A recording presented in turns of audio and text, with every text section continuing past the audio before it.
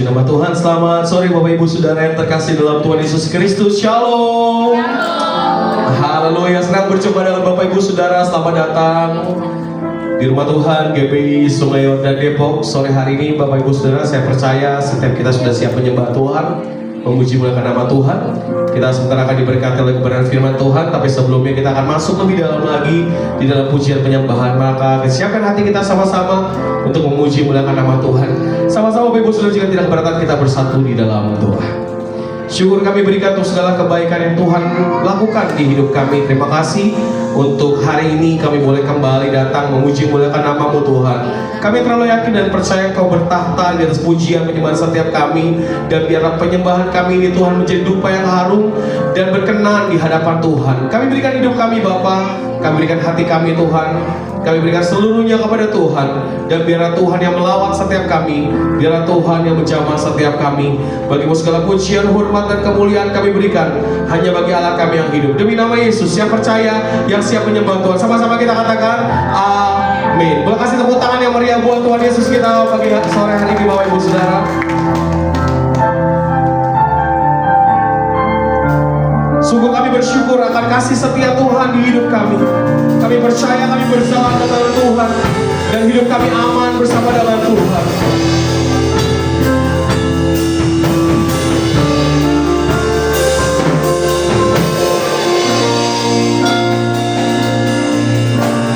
Hanya Engkau Juru Selamatku,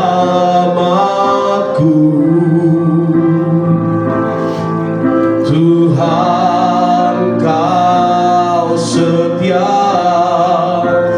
padaku.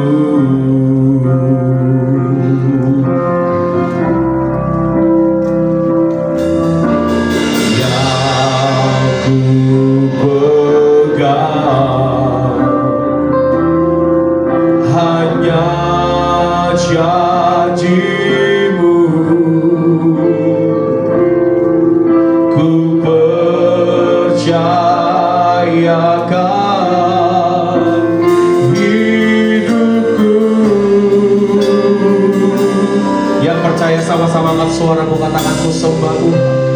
Ku sembah Kau Allahku, Bapa dan sahabatku.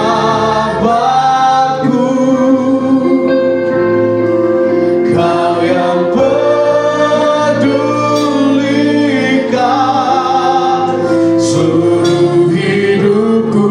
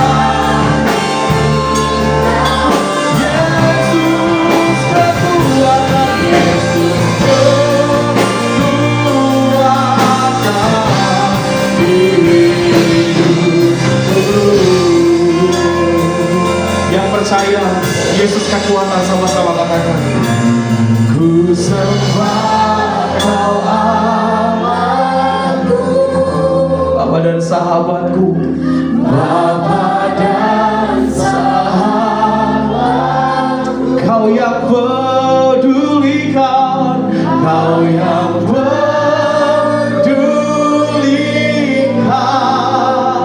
seluruh hidupku, walau lewati lembah,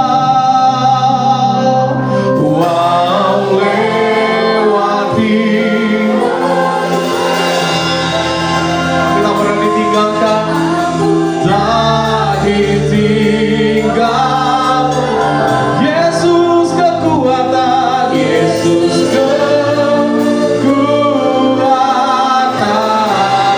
hidup. Sama-sama kita bangkit berdiri di hadapan Tuhan. Bapak Ibu Saudara, katakanmu, katakan ku sembah, oh ku sembah kau Allahku, Bapa dan sahabat, kau yang pedulikan, kau yang peduli seluruh hidupku.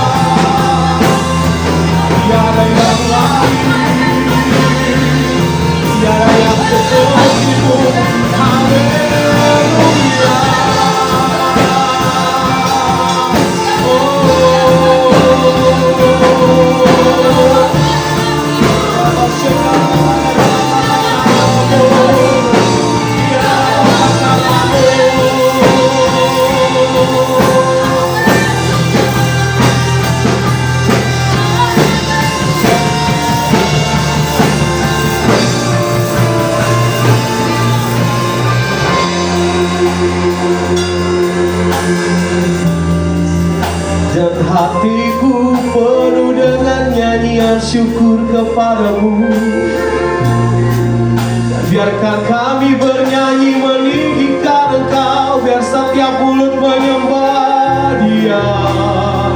Sebab Kau hidup, sebab Kau hidup Tuhan. Ku tinggikan, ku agungkan Engkau, Raja mulia.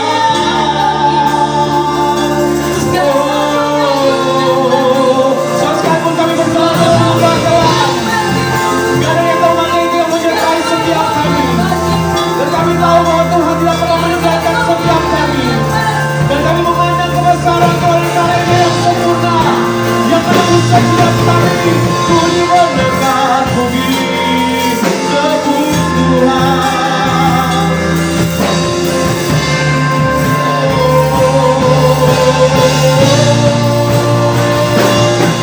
Ayo percaya, angkat suaramu.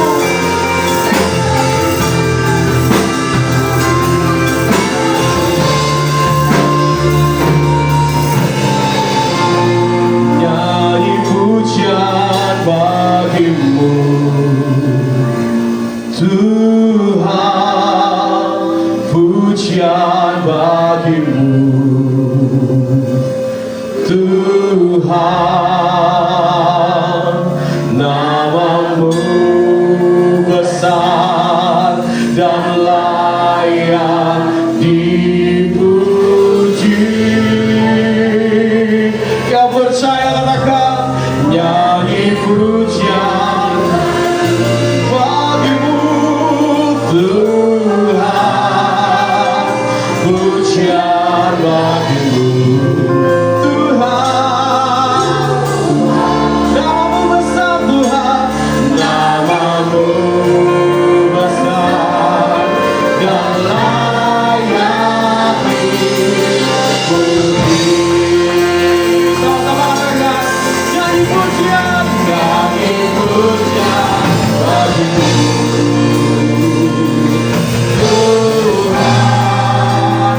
pujian bagimu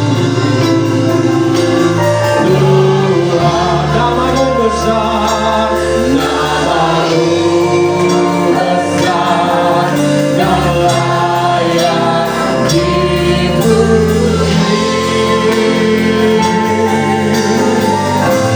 Nyanyi pujian bagimu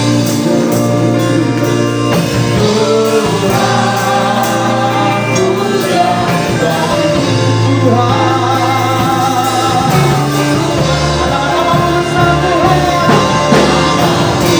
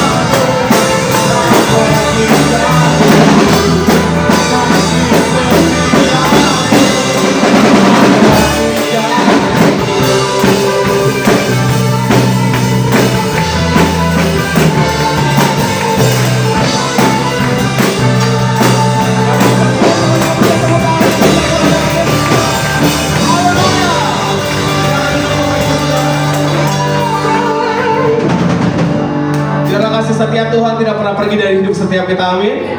Kita mengucap syukur untuk segala sesuatu yang Tuhan izinkan di dalam hidup kita. Apapun yang Tuhan izinkan hari ini, kita percaya bahwa Tuhan mendatangkan kebaikan tepat pada waktunya untuk setiap kita yang mengandalkan Dia. Katakan amin. Haleluya. Kami berikan hati kami sepenuhnya Tuhan untuk sujud dan berterima kasih untuk kebaikan.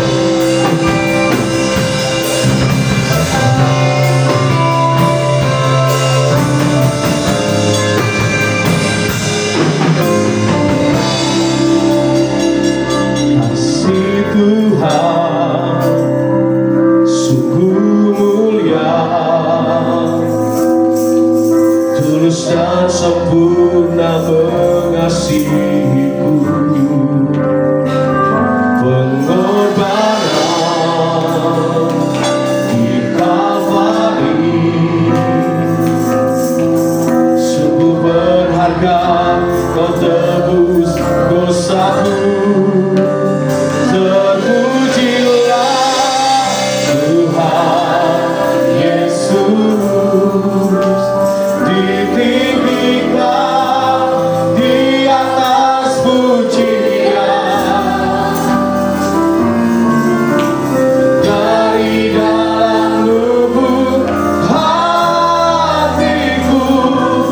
Ku sujud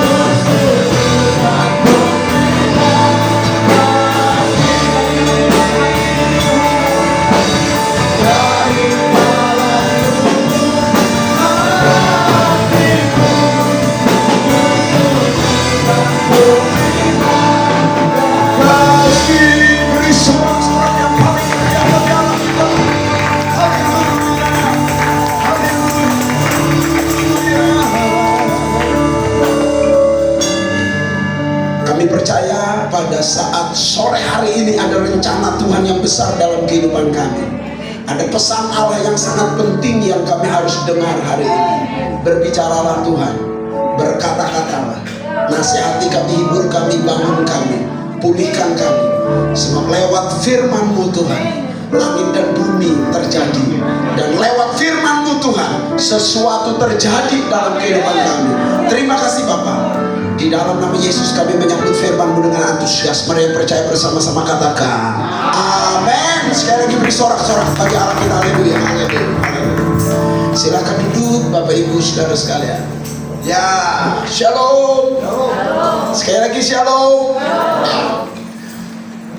Kita bersyukur sekali pada saat sore hari ini kita bisa beribadah di tempat ini untuk bersama-sama meneliti dan menyelidiki kebenaran firman Tuhan. Hari ini saya akan mengupas kebenaran firman Tuhan dengan tema Strong Family. Strong Family atau keluarga yang kuat. Saya selalu mengkomandokan atau menyampaikan satu moto yang sangat pendek, tetapi ini sangat penting sekali. Motonya berkenaan dengan keluarga adalah sukses diawali dari keluarga. Sukses diawali dari keluarga. Coba lihat Bapak Ibu, tokoh-tokoh besar lahir dari mana? Dari keluarga. Menteri-menteri, perdana menteri atau raja-raja lahir dari mana? Di keluarga. Orang-orang hebat, tokoh-tokoh matematika, tokoh-tokoh sains, tokoh-tokoh otomotif, orang-orang itu, orang-orang besar itu, bahkan orang terkaya lahir di mana? Di keluarga. Kalau keluarganya kuat, keluarganya baik, keluarganya betul-betul mendidik anak dengan baik, maka hasilnya adalah orang-orang hebat. Katakan amin. Dari keluarga saudara akan lahir orang-orang hebat. Katakan amin. Tapi saudara juga harus menyadari bahwa pencopet berasal dari mana? Keluarga juga. Saudara-saudara, pembunuh preman-preman berasal dari mana? Keluarga juga, saudara-saudara. Jadi keluarga yang mendidik anak dengan kacau, keluarga yang tidak kuat, rapuh, saudara, menghasilkan penjahat-penjahat besar di dunia ini. Kita diperhadapkan pada dua pilihan. Apakah kita mau jadi keluarga yang kuat atau keluarga yang lemah? Tentu keluarga yang kuat. Bagaimana dan harus apa yang perlu dilakukan? Kita lihat dulu ayat firman Tuhan, saudara-saudara, di dalam Maleakhi pasal 4 ayat 5 sampai 6. Alkitab berkata demikian, sesungguhnya aku akan mengutus Nabi Elia kepadamu menjelang datangnya apa? Hari Tuhan yang besar dan dahsyat itu. Maka ia akan membuat hati bapak-bapak berbalik kepada anaknya-anaknya dan hati anak-anak berbalik kepada bapak-bapaknya, supaya jangan aku datang memukul bumi sehingga musnah. Pelajaran pertama dari ayat ini adalah bahwa kerinduan yang paling tinggi, kerinduan yang paling utama dari Allah di akhir zaman ini adalah apa? Pemulihan keluarga. Yang ayat kelima mengatakan, sesungguhnya aku akan mengutus Nabi Elia kepadamu menjelang datangnya hari Tuhan yang besar dan dahsyat. Akan datang hari Tuhan, akan datang kiamat, akan datang kedatangan Tuhan kedua kali, akan datang hari yang besar dan dahsyat itu.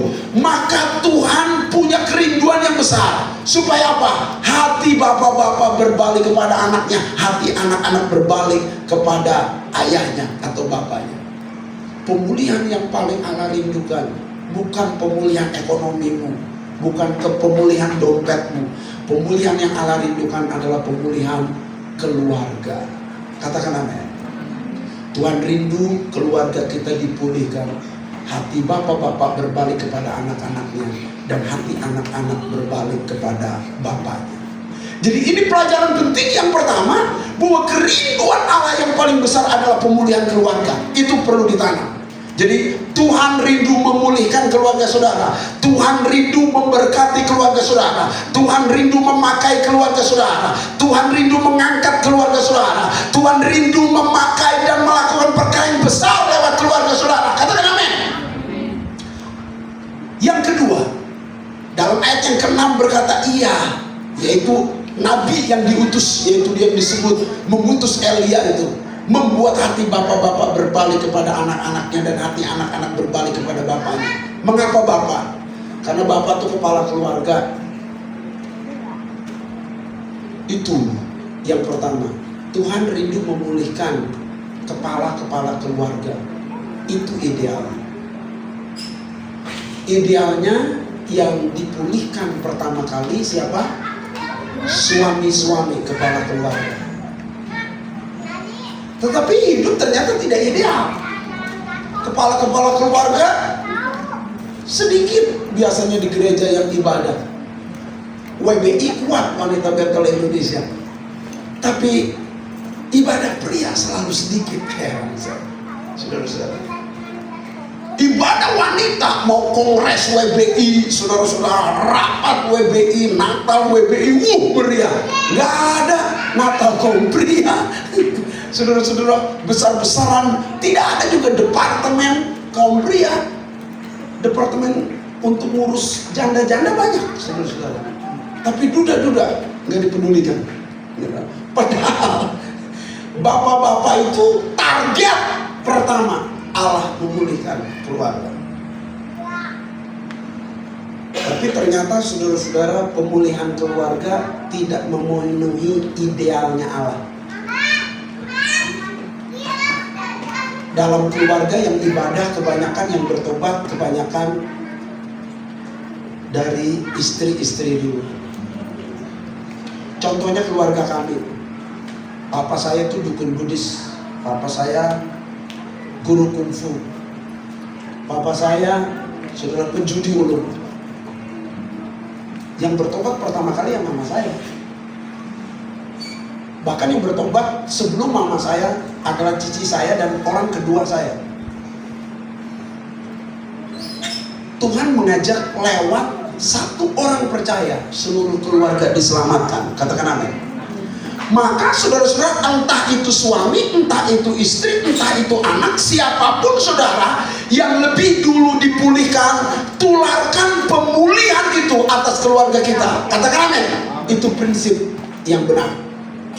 Jadi jangan menunggu orang lain sadar, saudara dulu yang lebih dulu sadar. Katakan amin. Ya. Tapi idealnya keluarga dipulihkan. Dan kalau dipulihkan, betapa hebatnya keluarga itu. Next berikutnya. Keluarga merupakan tempat di mana iman dan karakter dibentuk. 24 jam anak-anak kita bergaul dengan kita dari sejak kecil. Jadi keluarga adalah tempat pembinaan iman dan karakter 24 jam. Bukan gereja ya. Gereja seminggu hanya 2 jam untuk anak-anak sekolah minggu. Dan itu pun banyak yang mainnya anak sekolah minggu. Nyanyi King Kong badannya besar diulang-ulang, maka akhirnya jadi besar, jadi King Kong dia. Saudara-saudara. Jadi banyak mainnya. Pendidikan karakter dan pendidikan iman pada anak-anak yang paling banyak itu dalam keluarga. 24 jam dari Senin sampai Senin lagi. Kalau di gereja itu hanya 2 jam sekolah minggu. Jadi untuk mengubah anak-anak lewat sekolah minggu itu sebetulnya sebuah pekerjaan yang mustahil atau pekerjaan yang besar, yang dahsyat sekali. Dalam 2 jam anak-anak berubah. Wah, itu mujizat besar. Dalam keluarga 24 jam kali 7 hari anak-anak banyak gak berubah. Tanggung jawab siapa jadi pendidikan itu? Papa dan mama. Tanggung jawab orang tua. Maka harusnya keluarga-keluarga harus menjadi markas, base camp atau sekolah iman. Dididik, disiplin ada di situ, saudara-saudara, latihan keterampilan ada di situ. Saudara-saudara, keluarga harus dijadikan base camp, markas atau sekolah iman harusnya. Tetapi kenyataan kan tidak demikian. Mama saya punya anak 11, maka disebut kesebelasan. Saya anak ke-9, banyak sekali. Tapi mama saya punya keistimewaan dengan papa saya. Di daerah kami adalah daerah perjudian, gaplehan terus. daerah kami adalah daerah bukan yang perjudian, tapi kehidupan yang ngawur, nongkrong gitu berlama-lama, ngobrol berlama-lama, dan judi, termasuk kawin dan mengawinkan, banyak bercerai, hubungan seks. Tapi papa mama saya setiap sore itu duduk, dijajarkan anaknya 11 orang, mejanya panjang, ruangan rumah kami untuk ruangan belajar dan ruangan tamu itu lebih luas dari ini, begitu. Bisa buat main tenis meja lah, luas, dua tenis meja itu bisa main, begitu. Itu ruangan kami. Mama mengajarkan, duduk, mama kontrol belajar, kontrol sekali, papa kontrol belajar. Karena bagi papa mama saya, pendidikan itu nomor 1 untuk mengubah generasi. Maka anaknya disuruh sekolah, kuliah di situ. Maka ada yang berhasil S1, S2, S3, pemilik perusahaan, pemimpin perusahaan, begitu. Kenapa? Karena mama saya menekankan, sedangkan seusia kami itu sedang main bola, sedang nonton televisi, sedang gaplehan, mereka senang-senang semua, nonton sini, nonton sana. Kami stres belajar. Dulu kami berpikir, papa mama jahat sekali, papa mama tidak memberi kebebasan, papa mama selalu menekan untuk belajar. Saudara-saudara, setelah kami dewasa baru kami mengerti, kalau hidup itu tidak diatur, hidup itu tidak didisiplin, gak jadi apa-apa. Tidak jadi apa-apa. Saudara, mungkin yang ada di ruangan ini, yang dididik oleh orang tua dalam disiplin yang kuat, bisa bersaksi, betul itu Papit. Bisa dibayangkan, anak kita main game, dibiarin aja. Main game berhari-hari, dibiarin aja. Melakukan sesuatu, dibiarin aja. Kita sedang membunuh masa depan anak kita. Harusnya orang tua tegas. Boleh main game, asal sudah belajar. Boleh main game, asal sudah sekolah. Boleh main game, asal sudah diatur jadwal dengan rutin, dengan disiplin yang baik.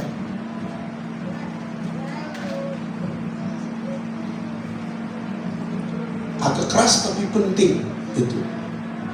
Apa next berikutnya? Apa akibatnya Pak Abin? Kalau keluarga tidak dijadikan markas base camp atau sekolah iman, apa yang terjadi? Next berikutnya, klik saja. Keluarga rapuh mengakibatkan pekerjaan fisik dan seksual, kekerasan fisik dan seksual, kebrutalan remaja, pemerkosaan, kehamilan, pembunuhan, penyalahgunaan narkoba, prestasi buruk di kelas dan di sekolah, pengangguran, kemiskinan. Jelas menyebabkan pengangguran ya.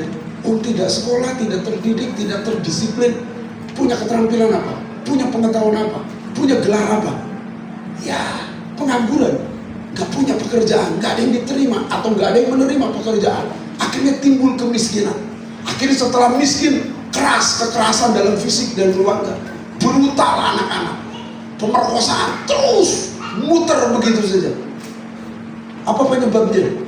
Ini gambarnya agak buram nih. Kenapa buram? Memang sengaja.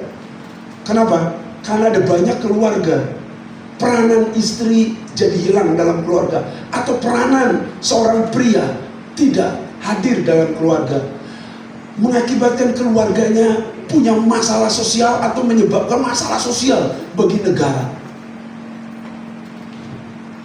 Ada seorang mahasiswa bertanya kepada saya, Pak Apin, bagaimana kita membantu negara ya?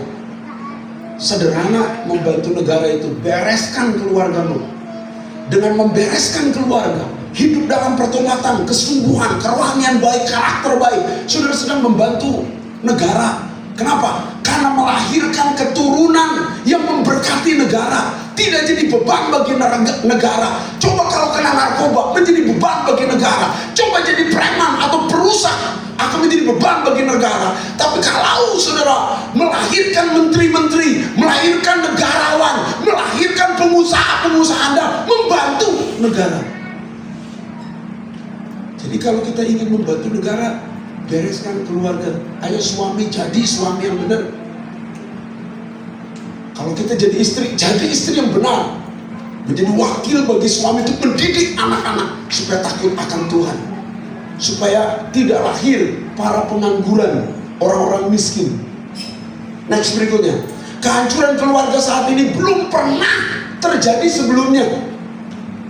Hancur sekali sekarang keluarga-keluarga. Kondisi ini mengakibatkan terjadinya berbagai masalah. Gangguan sosial, gangguan kesehatan, gangguan psikologi, gangguan moral. Banyak sekali akibatnya.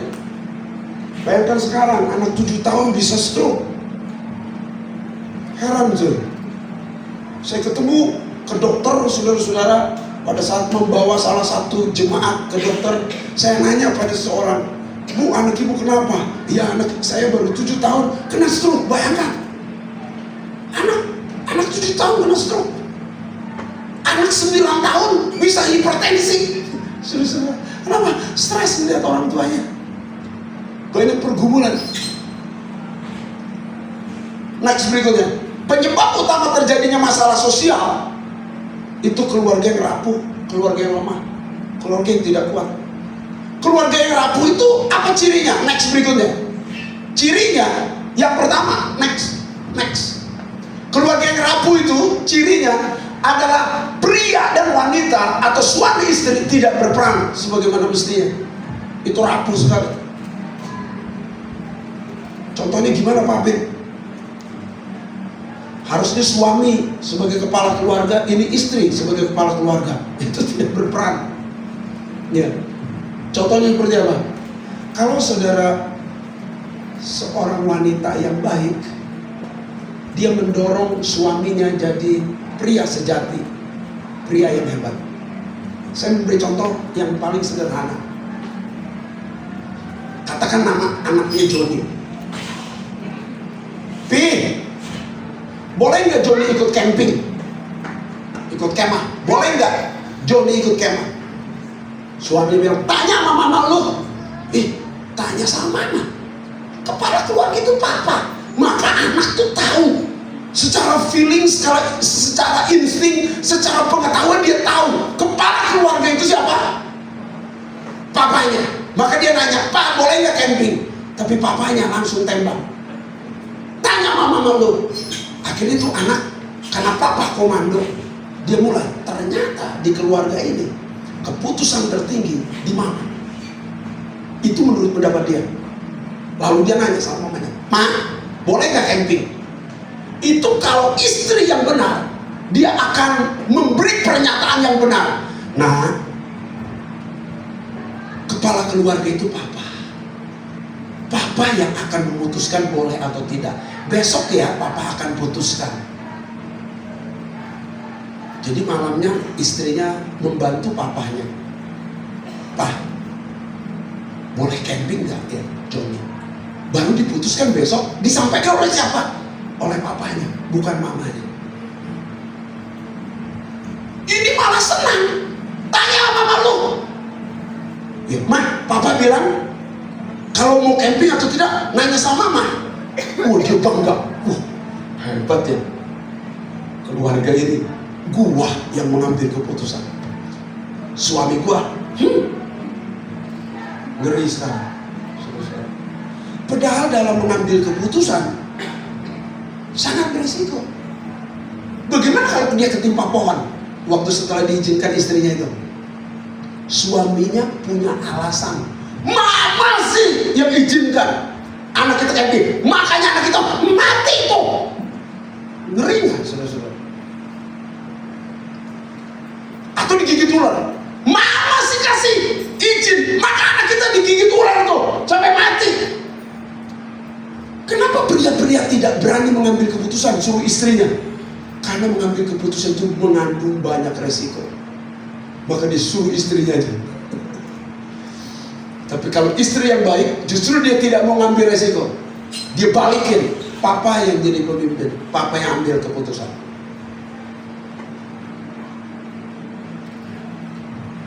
Saudara, kita memang dalam mengambil keputusan tidak berani ya? Dan membiarkan anak-anak kita tidak mengambil keputusan kan? Tidak berani mengambil keputusan. Contohnya, nah, mama mau beli makanan di depan. Kamu mau pecel lele? Kamu mau soto? Atau kamu mau ketoprak? Anak kita selalu langsung berkata, terserah mama. Nah ini, anak tidak mau mengambil keputusan. Lalu kita senang lagi. Wah, yes, bahwa aku beli makanan apa-apa, terserah aku yang beli. Nah, kita sedang tidak mendidik anak kita. Saya selalu berkata kalau anak saya ngomong begitu, dengar ya, untuk makan kamu saja, perut kamu, harus papa yang memutuskan. Kamu putuskan sendiri. Mau ketoprak, pecel lele, atau soto. Cuman begitu aja nggak berani mengambil keputusan. Dia langsung berkata, pecel lele. Nah kalau lelenya itu masih hidup, nah lu sendiri kan yang salah, yang milih, bukan gua. Tapi kalau kita yang pilih, lalu kita beli soto keasinan, masih beliin soto pakai asinan nih, saya nggak mau makan. Nah lo, jadi yang salah siapa? Kita yang mengambil keputusan. Kenapa? Karena kita tidak melatih anak-anak mengambil keputusan. Saya pernah ke rumah seorang pendeta, ini betulan. Tapi pendetanya saya tidak sebutkan namanya. Waktu saya berkata begini, keluarga saya selalu anak-anak yang berani mengambil keputusan setelah saya latih. Jangan keras-keras papi. Nanti anak saya dengar. Anak saya, selalu saya yang ambil keputusan. Nah loh, kamu nggak latih anak kamu mengambil keputusan ya? Hati-hati. Dia studi fisika, harus ambil fisika. Nggak kuat, tetap ambil fisika. Makanya anaknya mirip-mirip. Nggak suka piano, harus main piano. Makanya bayar mahal, jadi pianis enggak. Betul kan? Harus melukis atau harus bahasa Inggris. Padahal anak kita mungkin saudara-saudara tidak punya bagian kapasitas atau tidak suka bahasa. Ada beberapa orang tidak suka linguistik, dia sukanya seni. Ada orang yang tidak suka seni, sukanya matematika. Ada orang yang tidak suka matematika, sukanya olahraga. Kan banyak saudara-saudara passion yang bisa dikembangkan. Ada orang yang suka masak, tapi dia paksa pokoknya harus bisa melukis. Makanya jadi pelukis enggak, bayar les lukis mahal, saudara-saudara. Akhirnya dia ngegambar gunung. Gunung itu bagus, selalu segitiga dan berdampingan antara gunung yang lain. Nggak pernah berantem gunung satu dengan gunung yang lain. Saudara-saudara, padahal coba naik gunung, rapi begitu enggak? Naik gunung tuh begini-begini, nggak keruan. Kita jarang berperan sebagai pria, jarang berperan sebagai wanita dengan benar. Pria pengambil keputusan, pria sebagai kepala keluarga, pria sebagai pemimpin, pria sebagai imam untuk mengajak anak-anak ibadah. Ini di rumah tangga gimana? Suami istri, istrinya yang ngajak, "Papi, duduk kita beribadah. Anak-anak, duduk." Wih, ini jadi pemimpin siapa? Harusnya dia ngomong, "Pi, udah jadwal ibadah ya, ibadah keluarga, baca Alkitab." Papi yang nyuruh ya. Itu wanita yang hebat. Tapi ingatkan, nanti mama tegaskan, "Anak-anak, ini ibadah, yuk doa." Saya melakukan doa setiap malam dan doa pagi setiap pagi. Ya. Istri saya mengingatkan, papi yang nyuruh. Setelah Josia, Given turun, kita berdoa, enggak turun. Istri saya bilang, "Dengar papa enggak?" Gitu. Kalau istri saya dibuat nangis sama anak-anak, saya bilang, "Siapa yang bikin nangis? Istri saya. Kalian awas ya. Sebelum kalian lahir, saya jatuh cinta dengan mama kamu itu. Bikin nangis mama kamu, berperkara dengan papa."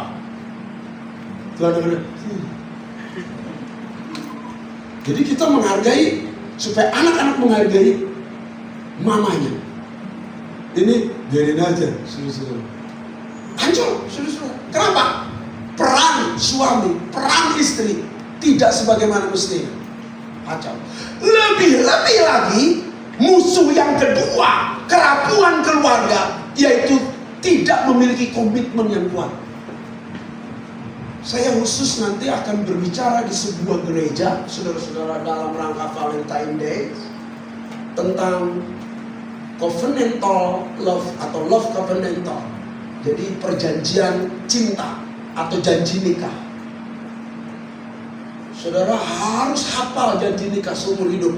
Seandainya saudara dibangunin, ditanya janji nikah apa, hafal di luar kepalanya. Jangan, apa itu janji nikah? Saya nggak ingat janji nikah. Masih ingat ya janji nikah? Saya, Apin Militia Kristi, menerima engkau Anita Roslianti Sofia Ratu Edo menjadi istriku yang sah dan satu-satunya, bukan 1, 2, dan 3, satu-satunya istri yang sah ini. Berikutnya berkata, baik dalam suka maupun duka, baik dalam kondisi sehat maupun sakit, baik miskin atau kaya, hanya maut yang dapat memisahkan kita. Perhatikan ini, hanya maut yang dapat memisahkan kita. Itu janji nikah. Karena maut yang memisahkan, maka kita bikin maut sendiri. Di Bekasi, istrinya diam-diam dia bunuh. Supaya apa? Dia bisa kawin lagi dengan tetangga sebelah. Itu benar-benar karena maut yang memisahkan. Benar-benar. Itu beneran terjadi ya, saudara-saudara. Jadi ada beberapa suami itu sama istrinya dikasih makanan, saudara, makanannya itu dalam waktu panjang akan membuat fisik suaminya merosot dan akhirnya menuju maut, mati, dan dia bisa kawin lagi. Jadi ngeri sekali, saudara-saudara. Kenapa? Karena komitmennya yang lemah. Saya menghendaki saudara punya komitmen yang kuat. Hanya maut yang dapat memisahkan kehidupan keluarga kita. Katakan amin. Nggak boleh bercerai. Ini rumusan yang paling penting dalam keluarga. Tidak ada bercerai. Pak, tapi kami banyak persoalan keuangan, persoalan karakter, persoalan banyak dalam keluarga. Tidak bisa diselesaikan dengan perceraian. Karena perceraian mengakibatkan persoalan, bukan menyelesaikan masalah. Jadi bukan dengan cara bercerai. Bercerai itu menyebabkan masalah yang berkepanjangan. Anak kita, kalau dia memilih pasangan yang kurang baik, dia akan berkata begini, oh, Papa juga bercerai, Papa juga itu terserah saya lah, hidup saya, oh susah sekali. Susah sekali mendidik anak dengan benar kalau saudara tidak benar. Contohnya, anak berkata begini, Pi, saya lihat akte pernikahan Papi dan Mami, itu saya lihat bulan September, Pi. Tanggal 23 September Mami, Papi menikah. Kok saya bulan Desember lahir ya? Ajaib loh, Pi. Saudara jawab apa coba? Nah, zaman canggih sekarang. Dari September, Oktober, November, Desember, 4 bulan lahir kamu. Gak bisa, saudara-saudara. Dia akan berpikir, gak benar nih, papa mama saya. Tidak benar. Masa papa mama saya bulan September menikah, saya bulan Desember lahir, 4 bulan. Itu lahir, namanya lahir prematur pun nggak mungkin berhasil 4 bulan langsung sehat. Nggak mungkin. Itu anak akan berpikir yang kritis. Dia berkata, papaku brengsek berarti, mamaku juga brengsek. Waktu kita larang, jangan pacaran macam-macam, dia udah hatinya di dalamnya memang nggak ngomong, tapi di dalamnya, lu juga brengsek, gua juga lahir anak haram nih. Sebelum menikah gua udah hamil kok. Papa mama juga nggak benar. Dihargai nggak, saudara? Mendidik anak dihargai nggak sama anak? Enggak lah. Kenapa? Karena saudara dalam komitmen berpacaran hancur juga, nggak bisa. Komitmen harus kuat. Yang lebih lagi, harusnya saudara punya kehidupan yang berkenan kepada Allah. Keluarga kita harus dibentuk dengan keluarga yang berkenan kepada Allah, memprioritaskan Tuhan, mengutamakan Tuhan, mengasihi Tuhan sepenuhnya, disiplin rohaninya baik, saudara-saudara, keteladanan hidupnya baik, itu berkenan kepada Allah. Keluarganya tidak rapuh, keluarganya kuat. Maka lingkaran yang di atas itu tidak terjadi. Keluarga yang jatuh dan gagal, keluarga yang jatuh dan gagal diakibatkan karena peran suami istri tidak benar, komitmen begitu rapuh, hidup tidak berkenan, akan jatuh dan gagal. Itulah keluarga yang rapuh dan lemah. Stop. Terus mulai dari siapa? Mulailah dari suami. Kalau suamimu lemah, mulailah dari engkau menguatkan suamimu. Tapi istri lemah, suami lemah, mulailah dari saudara anaknya. Seperti keluarga kami, mulai dari anak-anak bertobat dan percaya Kristus. Jadi jangan menyalahkan orang tua, karena gelombang pertobatan, gelombang pemulihan dalam keluarga berbeda-beda. Ada yang mulai dari anak, ada yang mulai dari suami, ada yang mulai dari istri. Kalau Pak Ade Manuhutu itu dimulai dari siapa? Dari istrinya. Istrinya takut akan Tuhan sekali.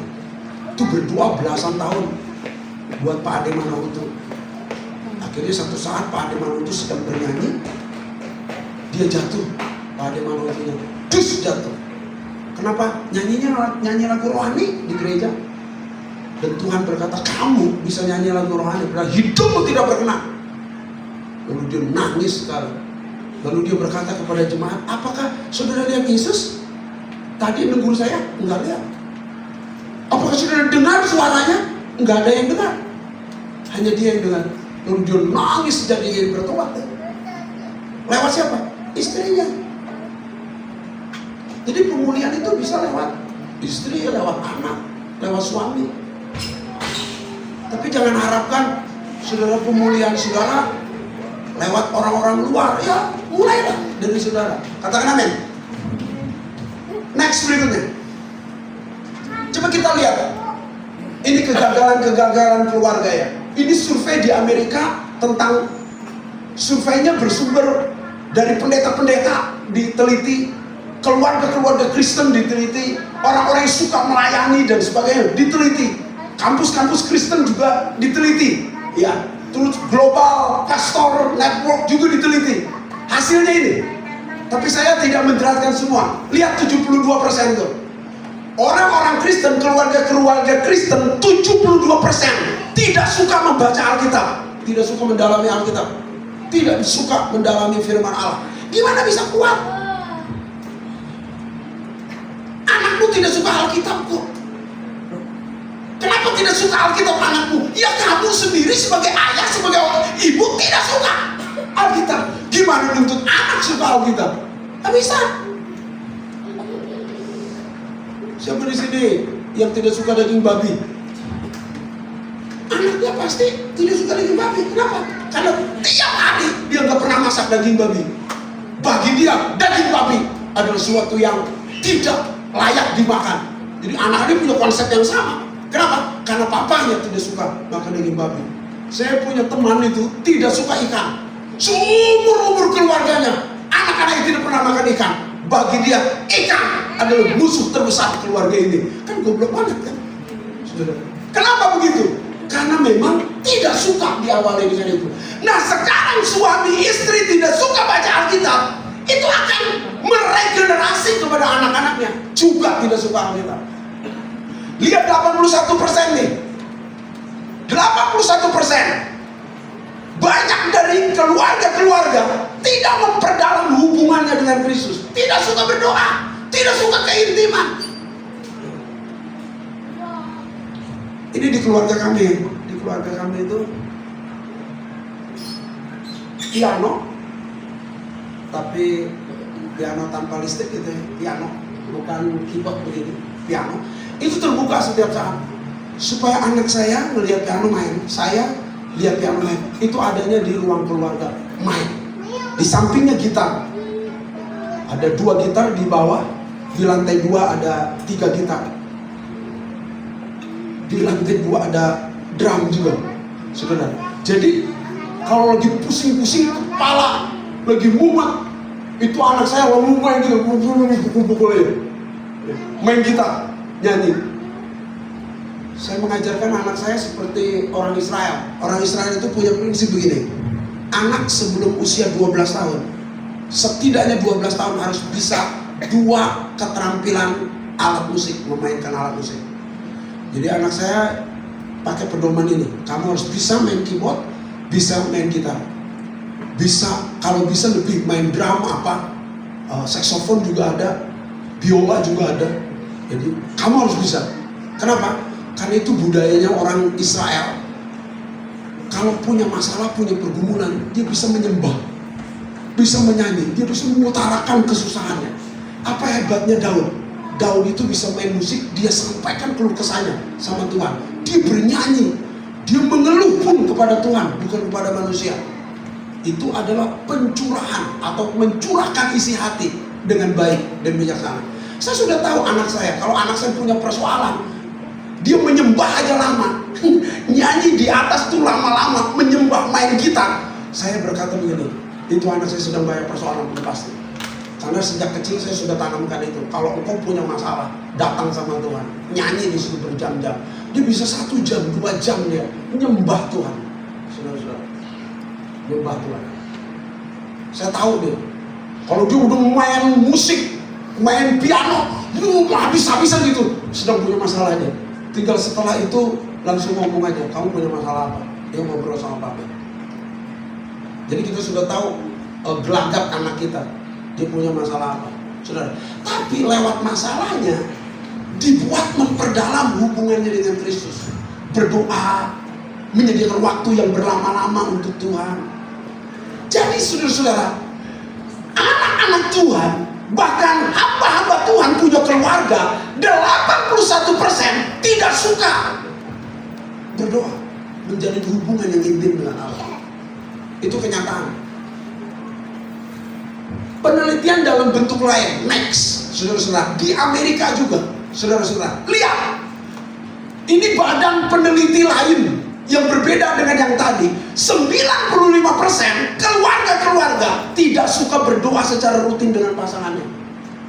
Ini 95% di Amerika ini tidak suka. Sekarang saya bertanya dengan saudara, apa saudara suka sekali berdoa dengan pasangan saudara, bergandeng tangan, saudara mendoakan istri saudara, terus istri saudara mendoakan saudara, giliran saya biasanya bergandeng tangan dengan anak-anak saya. Saya berdoa buat Josia nanti berdoa buat Given berdoa buat istri saya berdoa buat saya berdoa buat anak-anak saya dan seluruhnya. Kami saling berdoa, menopang.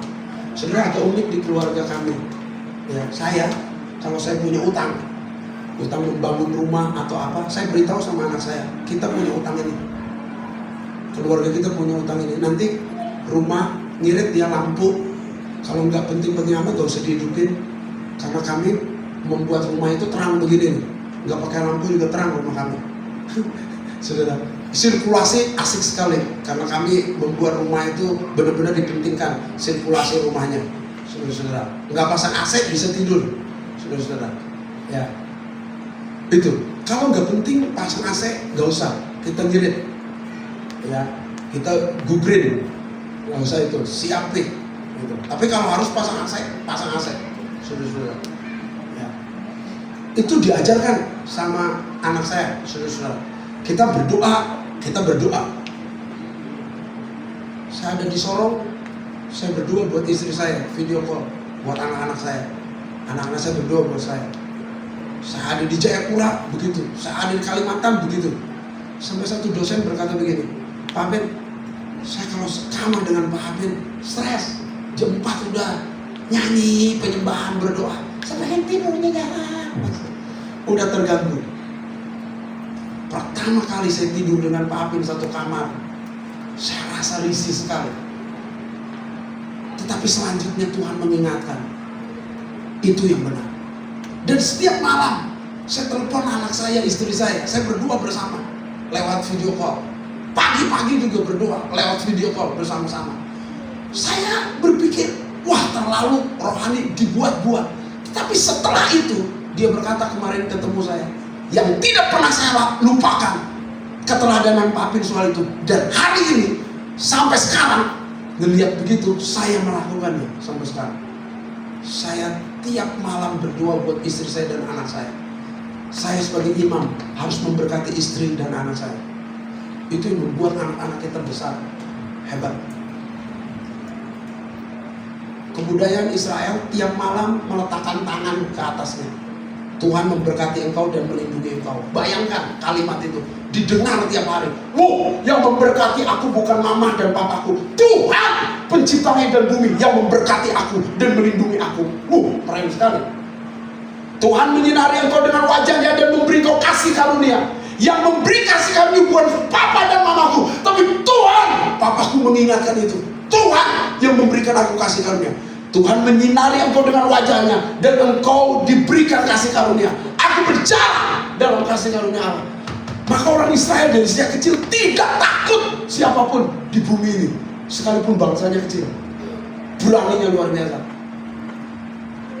Tiap hari kita juga suka meletakkan tangan ke atas kepala kita, cuma dengan gaya beda. Goblok lu mah, goblok lu mah, goblok tolong lu. Kayak gitu aja nggak bisa. Digini-giniin anak kepala anak kita, saudara-saudara. Jadi memang jalannya juga miring-miring anak kita. Masa depannya juga miring-miring anak kita. Kenapa? Sering dimiringin soalnya begitu. Coba tangan saudara, angkat tangan saudara. Ayo berkati anak-anak saudara dengan tangan saudara. Bukan tampar, bukan menyakiti, bukan pukul, bukan jewer. Saya ketemu seorang hamba Tuhan, dia berkata, walaupun saya keras, walaupun saya disiplinnya keras, saudara, tapi saya tidak pernah memukul anak saya atau memukul orang lain. Sebab tangan saya diciptakan untuk menjadi berkat. Hebat sekali. Hai suami-suami ya, jangan suka pukul istri ya, pukul anak ya. Gak ada gunanya, gak akan berubah. Yang ada sakit hati, yang ada benci. Coba gunakan tangan saudara untuk jadi berkat. Serahkan tangan saudara kepada Tuhan. Bukan yang kanan aja, yang kiri juga. Bukan aja yang kiri, yang kanan juga. Saudara berkati anak saudara, istri saudara. Saudara sebagai istri berkati suamimu, berkati anak-anakmu. Sama-sama kita berkati. Itu hebatnya. Tetapi sayang saudara-saudara, di Amerika 95% orang tidak suka berdoa dengan istrinya, malah dengan istri orang lain mungkin. Makanya banyak perceraian. 95% saudara-saudara.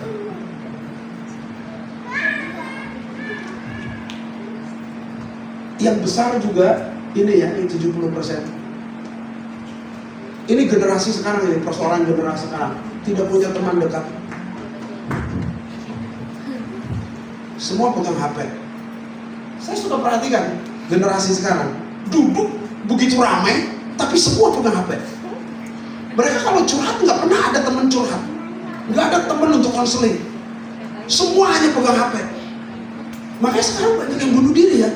Di Surabaya itu mahasiswa pintar, IP-nya kedua terbesar di universitasnya, tapi bunuh diri. Kenapa? Gak punya teman dekat. Ini generasi seusia saya masih punya teman dekat. Kalau banyak persoalan, saya kalau punya persoalan, saya datang kepada Pak Budi Praitno, minta nasihat. Saya datang kepada Pak Suprato, kepada Pak Jos, tapi Heru dulu. Saya datang kepada Ibu Bertina. Saya punya teman untuk curhat. Tapi anak-anak sekarang temannya itu HP, saudara. Dia malah kalau ada masalah nanya AI, gimana jalan keluarnya ini? AI bilang bunuh diri aja. Mana dia bunuh diri, saudara-saudara? Tak punya teman dekat. Saudara, maaf ya, anak-anak saudara jangan dibiarkan di dalam rumah aja ya. Terus saudara jangan bangga lagi. Anak-anak saudara harus punya teman. Maka dibuatlah acara apa kayak di rumah, rujak party kayak, nonton bareng kayak, main bola. Saya ajak anak saya untuk apa? Untuk olahraga, Muay Thai, terus bertanding. Kenapa? Supaya ada teman. Jangan main, ini aja. Saya sering kali gerakan mereka, ayo panggil teman-teman, kawan-kawan main basket bareng-bareng. Mereka main basket bareng-bareng supaya ada teman. Ini jangan di rumah kedip aja, terus tidur lagi, mama Indomie, main lagi, terus ada apa? Susu cuma, bunuh. Dia hanya main game, terus saudara senang lagi. Anak saudara, anak rumahan, hancur. Anak rumahan dari Hongkong. Cuma ketemunya HP doang. Ngeri sekali saudara-saudara. Oh, ini ngeri ya, sekarang zaman sekarang di Amerika tuh ngeri sekali. Ini 7.000 gereja tutup per tahunnya. 7.000 gereja, kita mau ngedirin gereja setengah mati. Pak, kita izin gereja setengah mati. Gereja di gereja kami di Bogor, dari sejak pertama itu ngurus izin sampai sekarang nih sudah berapa? 55 tahun ngurus izin gereja, nggak berizin. Masih kayak liar gitu ibadah di Indonesia ini. Di Amerika kan izin enak, nutup ternyata enak juga. 7.000 gereja per tahun tutup tuh. Lihat pendeta mundur aja 1.300 tuh per bulan mundur. Kenapa? Karena mereka disuruh berkati John sama Charles. John sama Charles suruh diberkati. Kalau nggak mau, mereka bisa dihukum di penjara. Daripada begitu mundur aja. Nah ini Trump mau mengembalikan. Setelah dia ngomong begitu, kan itu para gay dan LGBT langsung datang ke Gedung Putih. Mereka mohon belas kasihan. Itu dia lembek juga, saudara-saudara. Gak bisa itu. Susah sekali itu. Saya tahu, makanya terpuruk.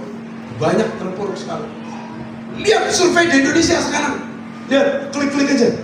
Klik-klik aja. Sampai capek itu klik-klik. Lihat ini, survei di Indonesia. Kalimat pertama aja. Badan Kependudukan dan Keluarga Berencana Nasional, BKKBN, Indonesia apa? Merupakan apa? Peringkat tertinggi perceraian di benua Asia. Bukan Asia Tenggara loh, benua Asia ini. Peringkat tertinggi loh perceraian. Kalau main bola aja nggak pernah peringkat tertinggi. Main basket, cupu. Ini tapi kalau soal perceraian, nomor 1. Ampun. Dari tahun 2010 nih, dari 10 pernikahan 1 bercerai. Sekarang 2024 dari 5 pernikahan 1 bercerai sekarang, saudara-saudara. Lihat kekerasan rumah tangga, kasus perceraian, lihat narkoba, 17,5 juta penduduk atau keluarga di Indonesia, 17,5 juta. Itu tidak bermutu, tidak berkarakter, ribut melulu. Terus keluarga ingin baik, nggak bisa. Next berikutnya. Coba lihat ini kondisi keluarga mengerikan sekali. Ini bukan kacang-kacang Badan Pusat Statistik Indonesia loh saudara-saudara. Yang lapor ke pengadilan untuk bercerai itu 516.334, setengah juta lebih kasus perceraian di Indonesia yang sudah diputuskan. Itu setengah juta yang lapor, yang masuk ke badan pengadilan. Yang nggak ke pengadilan seabrek-abrek, saudara-saudara. Berarti jutaan penduduk Indonesia bercerai. Lebih lagi keterangannya begini, adapun angka itu hanya mencakup perceraian pasangan beragama lain. Hanya satu agama aja begini. Kenapa Kristen enggak?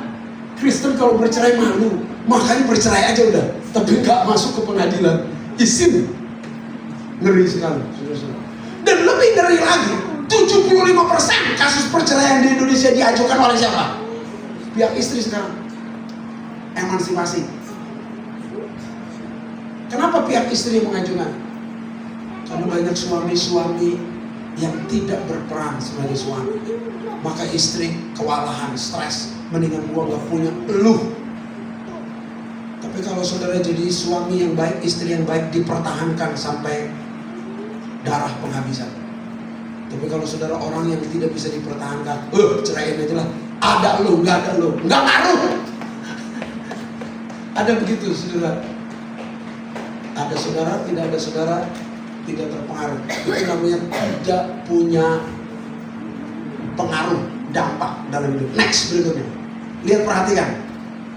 Next. Survei di Indonesia yang berikutnya. Lihat nih.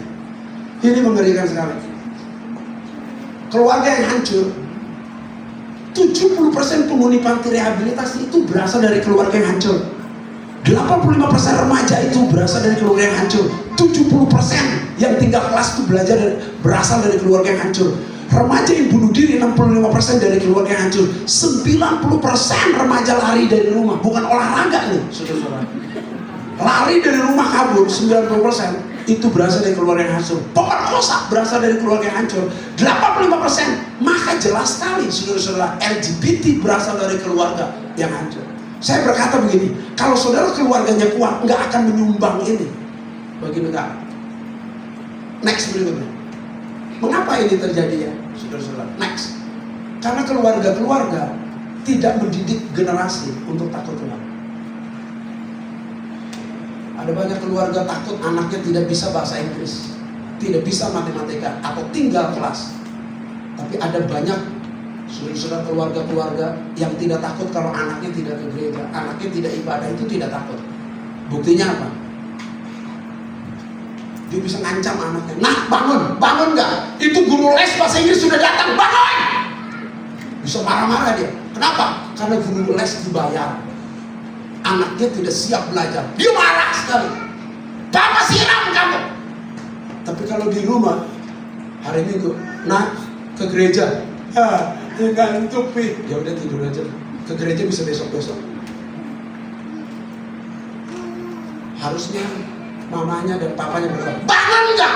Kamu diciptakan oleh Tuhan, Tuhan telah menebus kamu mati di kayu salib, harus bangun. Dia lebih marah daripada les bahasa Inggris atau les matematika. Tapi tidak ada jemaat yang mengundang pendeta. Kalau orang-orang Muslim, sore hari itu anak dikumpulin, dipanggilin ustaz, ngajar cara baca Al-Quran. Siapa di sini dari keluarga saudara yang pernah saudara dengar atau saudara lakukan? Panggil Pak Emmanuel. Untuk apa? Panggil seluruh anak-anak saudara untuk apa? Ngajarin cara menafsir Alkitab, cara baca Alkitab, cara merenungkan firman Allah yang benar. Terus bayar dengan mahal. Pak Emmanuel, boro-boro. Pun saudara sendiri sebagai kepala keluarga nggak suka baca Alkitab, gimana? Sebagai istri tidak suka baca Alkitab, terus ingin keluarga kuat, nggak bisa. Next berikutnya.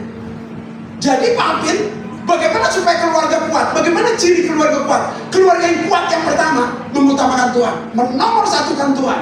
Keluarga yang kuat dalam iman dan karakter itu pasti mengutamakan Tuhan lebih dari apapun. Tetapi cari dulu kerajaan Allah, maka semuanya akan ditambahkan kepadamu. Cari kerajaan Allah dan kebenarannya, semua akan ditambahkan. Utamakan Tuhan, itu nomor pertama. Setelah saya jadi Kristen, prinsip ini gak pernah lupa seumur hidup. Allah lah yang memberi segala sesuatu. Tuhanlah yang punya kekayaan, kehormatan, kemuliaan. Gak dekat dengan Tuhan, engkau tidak pernah punya kekayaan, kehormatan, kemuliaan. Allah lah yang megang nyawa saudara, kehidupan saudara, masa depan saudara. Saudara tidak dekat dengan Tuhan, gak punya masa depan. Maka utamakan Tuhan. Saya mengajarkan anak-anak saya tiap hari mengingatkan untuk utamakan Tuhan dalam segala hal. Yang kedua, next, keluarga yang berdisiplin atau membangun disiplin. Next berikutnya, saudara harus mendisiplin. Tuhan mendelegasikan otoritas kepada orang tua untuk mendisiplin rohani dan mendisiplin kehidupan. Ada dua disiplin dalam kehidupan, disiplin rohani dan disiplin kehidupan atau disiplin kinerja. Disiplin kinerja itu misalnya apa? Rajin, bangun pagi, datang tidak terlambat. Disiplin untuk mengerjakan tugas, tidak menunda-nunda, itu disiplin kehidupan atau disiplin kinerja. Tapi disiplin rohani, soal baca Alkitab, soal ibadah, soal berdoa, saudara punya waktu-waktu khusus. Disiplin. Dari sejak pertama saya menjadi seorang ayah mendisiplin anak-anak saya. Tapi disiplin yang paling top tier itu waktu dia kelas 2 dan kelas 4 SD. Anak saya yang kelas 2 berkata, Given namanya, Given diangkat jadi ketua kelas. Kokohnya berkata, iya kokoh juga. Jadi anak-anak saya sudah dilihat dari sejak kecil punya roh kepemimpinan yang tinggi. Sampai sekarang dia di senat segala macam. dia bergerak, punya roh kepemimpinan yang tinggi. Bagaimana tahu? Saya ngambil rapat kelas 2 SD. Saya mengambil rapat. Gurunya berkata begini, "Pak, anak Bapak beda dengan anak yang lain." Kenapa, Bu? Roh kepemimpinannya sangat tinggi. Kok bisa tahu? Gimana, Bu? Ada hal apa? Satu saat saya ngajar, namanya kelas 2, ribut terus di kelas. Dia berdiri, dia gebrak meja keras-keras. Buat, diam semua, hormati guru kita. Sebesar saya aja kaget, Pak, sebagai gurunya. Dia lakukan itu kenapa? Karena satu saat dia berkata kepada saya dalam doa, "P, Given punya persoalan." Kelas 2 SD, saudara-saudara. Kelas itu ribut terus. Apa yang perlu Given lakukan? Berdiri, gebrak meja keras-keras, dan berkata, "Diam!" Pasti semua diam. Dia lakukan loh ternyata. Di kelasnya berdiri, gebrak meja keras-keras, diam! Ada guru kita di depan kita tidak hormat. Itu semua sejak itu anak-anak tuh hormat sekali sama Given. Hormat sekali. Sampai guru aja hormat. Apa yang diajarkan oleh orang tua kepada anak, anak praktekkan. Dan itu benar. Itu benar. Setelah dia berkata begini, "P, Given jadi ketua kelas. Apa yang perlu Given lakukan?" Koko dan Given, Papi ajarkan 7 rumusan kepemimpinan. Sekarang satu dulu, rumusan kepemimpinan. Seorang pemimpin harus bisa memimpin diri sendiri. Sebelum memimpin orang lain, kamu harus bisa memimpin diri kamu. Pi, memimpin diri sendiri itu bagaimana? Kamu bisa bangun pagi tanpa dibangunin oleh papa mama. Mulai besok, papa mama tidak akan bangunkan kamu. Kamu pasang alarm sendiri. Mau bangun jam berapa? Dia pasang alarm. Dia bangun sendiri. Anakku nggak perlu dibangunin. Dia bangun sendiri. Seorang pemimpin harus bisa mengatur diri sendiri, memimpin diri sendiri, harus bisa mandi sendiri. Tapi Given masih kecil, bisa nggak bersih? Nggak apa-apa. Yang penting mandi sendiri. Soal bersih nggak bersih urusan belakangan. Maka saya mandiin dia kedua kali. Setelah udah bersih belum, Pi? Belum. Papi bersihin. Anak saya 2 laki-laki. Kepriaannya harus saya tanamkan. Itu sebabnya kalau pagi-pagi istri saya masak, tugasnya saya mandiin anak. Kenapa saya harus mandiin anak? Karena dia pria. Istri saya wanita. Saya harus ngurus pria, bertanggung jawab sebagai pria, dan menularkan kepriaan. Itu tiap hari saya lakukan. Istri saya sibuk pagi-pagi hari menyediakan sarapan dan sebagainya.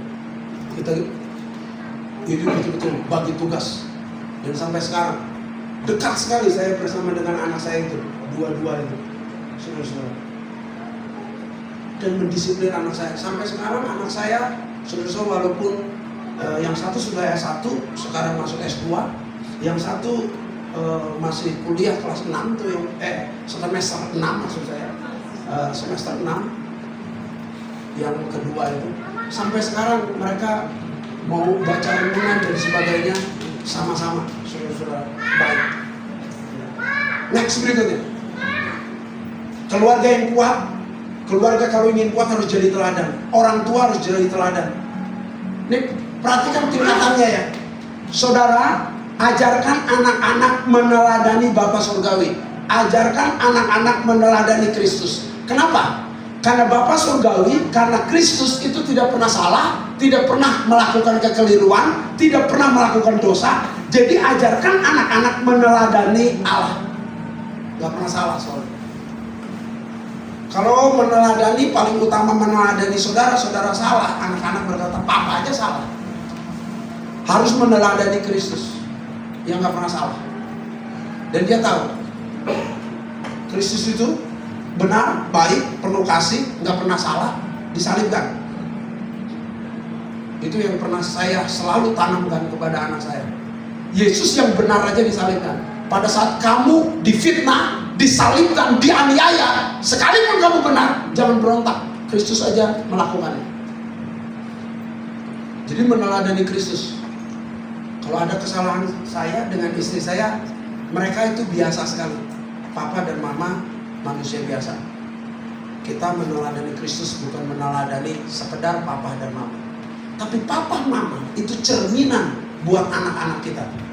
Karena keteladanan yang pertama ini, tapi keteladanan yang kedua adalah dari ayahnya, dari ibunya. Bagaimana hubungannya dengan Tuhan.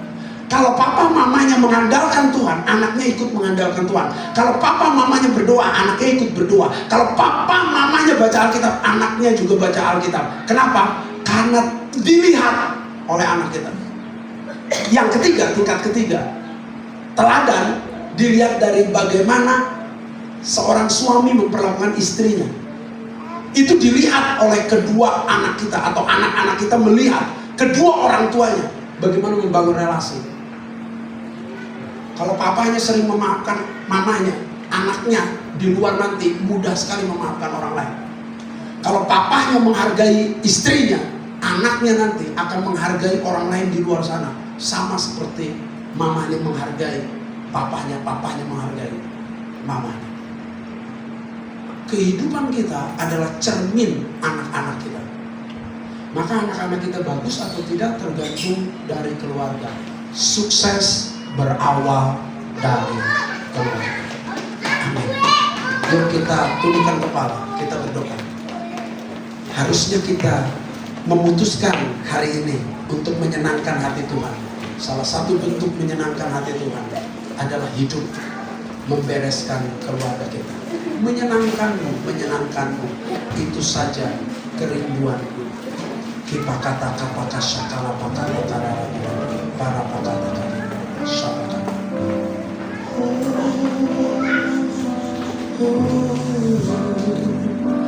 Menyenangkanmu, senangkanmu, hanya itu kerinduanku.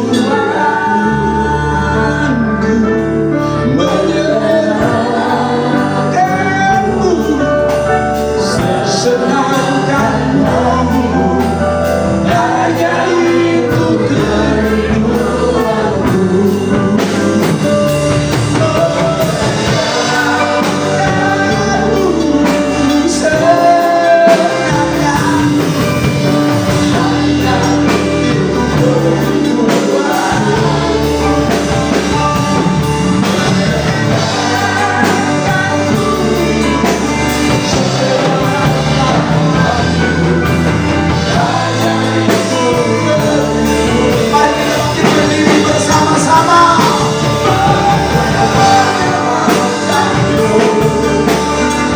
Senangkanmu, hanya itu kerinduanku. Menyenangkanmu, senangkan hatimu, hanya itu kerinduanku. Saudara rindu menyenangkan hati Tuhan. Kalau engkau rindu menyenangkan hati Tuhan, mulailah putuskan hari ini. Putuskan untuk mengutamakan Tuhan. Putuskan untuk hidup disiplin. Jangan mendisiplin anak. Saudara sendiri membangun disiplin. Anakmu akan lihat bagaimana engkau baca Alkitab, bagaimana engkau berdoa, bagaimana engkau mendisiplin dalam kehidupan. Anakmu akan lihat. Mereka akan mengikuti teladanmu. Jadilah teladan hari ini. Hari ini saya menantang saudara, pria-pria, wanita-wanita, anak-anak, semua kita yang hadir di sini. Saya menantang engkau. Siapa dari antara saudara yang memutuskan hari ini hidup untuk mengutamakan Tuhan? Angkat tanganmu, angkat tangan. Siapa dari antara saudara yang memutuskan hari ini untuk mendisiplin diri saudara sendiri lebih dulu? Aku angkat tangan. Siapa dari antara saudara yang mau jadi teladan bagi orang lain? Engkau angkat tangan. Saya rindu berdoa buat saudara. Bapak hamba berdoa bagi anak-anakmu yang mengangkat tangan. Mereka meresponi kebenaran firman Allah. Mereka ingin menjadi berkat, sukses diawali dari keluarga. Jadikan keluarga kami menjadi orang yang mengenal Allah dan memperkenalkan Allah kepada dunia. Roh Kudus, tanamkan kebenaran firman. Kami mau jadi teladan. Kami mau mengutamakan Tuhan. Kami mau mendisiplin diri kami untuk lebih baik lagi, untuk kemuliaan nama. Turun urapan Allah, turun berkat Allah dalam nama Yesus. Mengalir dalam hidup kami. Bangun keluarga kami, pulihkan keluarga kami, berkati kami sebagai suami, berkati kami sebagai istri, berkati kami sebagai anak, berkati kami Tuhan. Mulai dari kamilah kebangunan rohani itu, mulai dari kamilah pemulihan itu, mulai dari kamilah Tuhan berbalik dan bertobat kepada Tuhan. Bila lama takar lama syakar lama menyenangkan.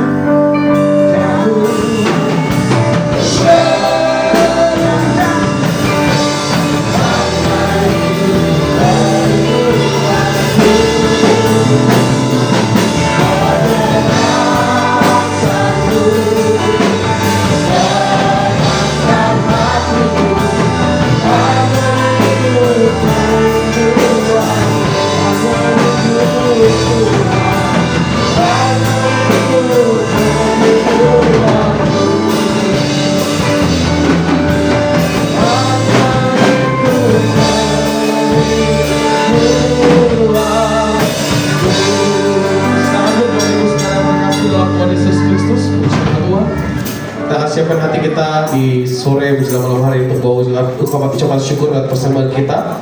Bersama-sama kita bersatu dalam doa. Tuhan, terima kasih untuk firman yang begitu indah. Berkati hamba-Mu, Bapak Pendeta Apit, Tuhan, di dalam pelayanan pengembalaan. Bahkan sebagai dosen Tuhan pakai lebih lagi untuk mencetak banyak hamba Tuhan bagi hormat kemudian nama-Mu Tuhan. Bersama dengan keluarga, kami serahkan hamba-Mu Tuhan. Kami percaya Tuhan pakai lebih heran lagi Tuhan. Bapak, dan sebagai ungkapan syukur kami di sore hari ini kami akan membawa persembahan. Biarlah setiap rupiah persembahan kami ini Tuhan kami berikan dengan hati dengan ucapan syukur karena Tuhanlah yang telah memberkati setiap kami. Terima kasih Bapak, demi nama Yesus kami berdoa. Haleluya, amin. Selamat memberi Tuhan Yesus memberkati.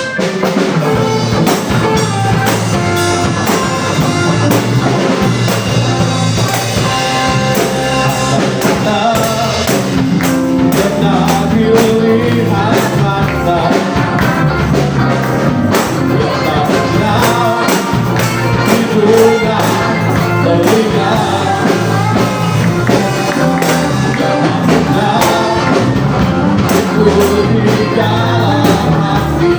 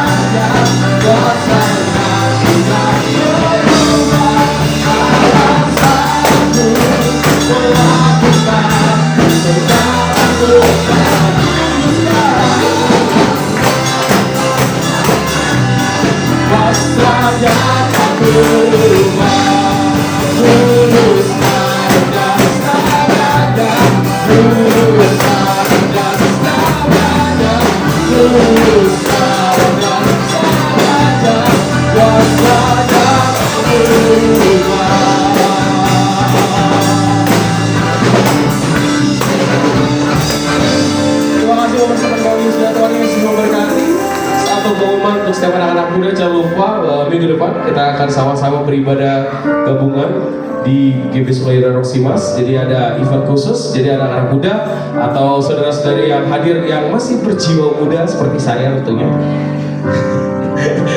Dia masih berjiwa muda, boleh sama-sama hadir. Minggu depan nanti bisa daftar sama Daniel J. Huda ya, dan juga ada Audi. Jadi bisa daftar, nanti akan ada kereta ya langsung. Ada angkot ya yang akan disediakan. Jadi pastikan anak-anak muda boleh daftar minimal hari Kamis lah, udah ada daftar sama-sama untuk kita beribadah bersama-sama di GB Sungai Yordan Roksimas. Tuhan Yesus berkati setiap kita, sama-sama kita bangkit berdiri, kita akan menutup ibadah kita.